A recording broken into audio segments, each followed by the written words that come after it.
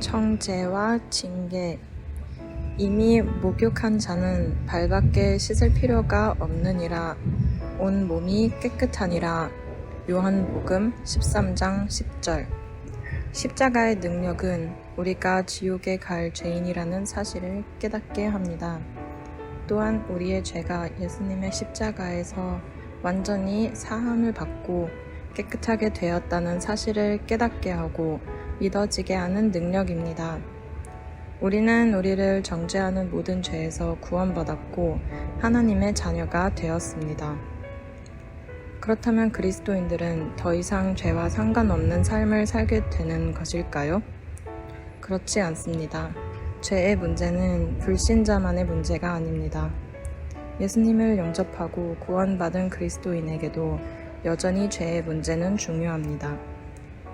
제가 하나님을 구주로 영접하고 나서 마음에 굳게 결심한 것은 다시는 죄를 짓지 않겠다는 것이었습니다. 하나님 앞에서 조그만한 죄도 짓고 싶지 않다는 마음으로 하나님 앞에 기도하고 결단했습니다. 저는 제가 엄청나게 변화될 줄 알았습니다. 이제는 새 삶을 살게 되겠구나 하고 생각했습니다. 그런데 하루가 지나고 이틀이 지나고 사흘이 지나도 제 삶이 그대로였습니다. 제 마음의 육신의 정욕, 안목의 정욕, 이생의 자랑이 하나도 없어지지 않고 그대로 남아있는 것입니다. 이것을 자각하고는 정말 당황스러웠습니다.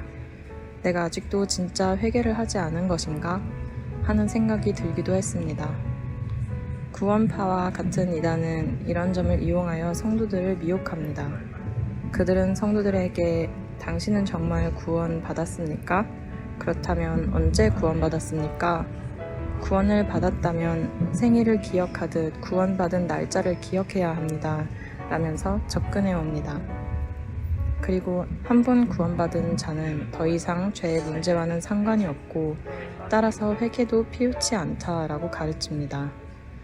죄책감이 든다면 구원의 확신이 없어서라는 것입니다. 그러나 이 가르침은 성경적이지 않습니다. 예수님을 믿고 죄에서 구원받았다는 것은 우리가 하나님께 용서받고 용납된 자녀가 되었다는 것이지 이제부터는 죄를 지어도 좋다거나 죄의 문제는 더 이상 신경 쓰지 않아도 된다는 말이 아닙니다.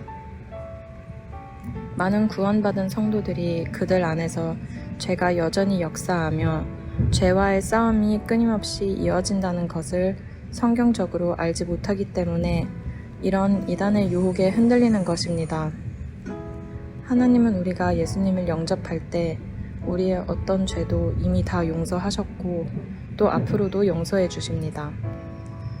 그러나 하나님은 성도가 짓는 죄를 무조건 용납하시는 것이 아니라는 사실을 깨달아야 합니다.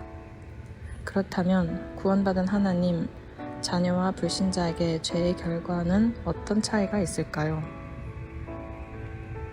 다음의 성경 말씀을 읽고 질문에 답을 쓰세요. 로마서 8장 1절에서 그리스도인에게는 무엇이 없다고 했습니까? 히브리서 12장 7절에서 8절과 요한계시록 3장 19절에서 그리스도인은 무엇을 받는다고 했습니까? 정죄와 징계는 어떤 차이가 있다고 생각하십니까? 신앙생활을 하면서 하나님의 징계라고 느껴질 만한 일이 있었다면 무엇입니까?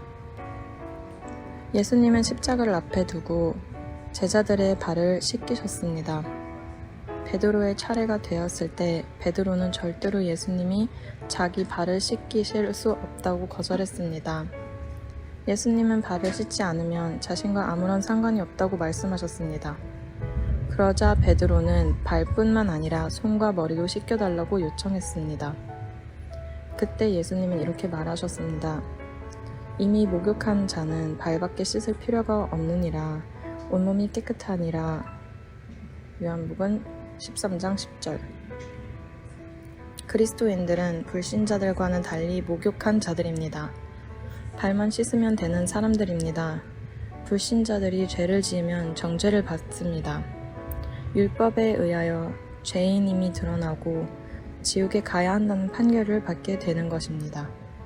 그러나 그리스도인들이 죄를 지으면 정죄가 아니라 징계를 받습니다.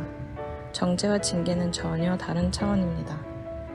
하나님께서는 그리스도인들이 죄를 지어도 정죄해서 버리시지 않습니다. 예수 그리스도의 십자가를 통해 온몸이 깨끗한 사람들이기 때문입니다. 이것은 다시는 정죄가 없다는 뜻입니다. 그러나 하나님께서는 자녀인 우리에게 죄와 허물이 있으면 즉시 징계하여 회개하게 하십니다. 이것은 부모가 자녀를 대함과 같습니다. 부모는 자녀가 잘못을 저지르면 징계를 해서라도 바로잡아 주는 것처럼 하나님 아버지도 그렇게 하십니다.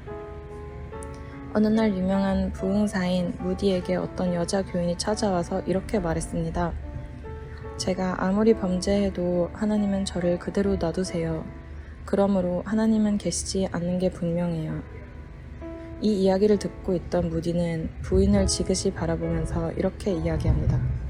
부인, 지금 부인은 스스로 그리스도인이 아니라는 사실을 증명하고 있습니다. 왜요? 제가 교회를 얼마나 오래 출석했는데요. 부인이 반문하자 무디는 다시 말합니다. 당신이 그리스도인이라면 하나님은 당신을 그대로 놔두지 않으셨을 것이기 때문입니다. 예레미야 5장 25절에서 그리스도인이 하나님께서 주시는 좋은 것을 누리지 못하는 이유를 무엇 때문이라고 합니까?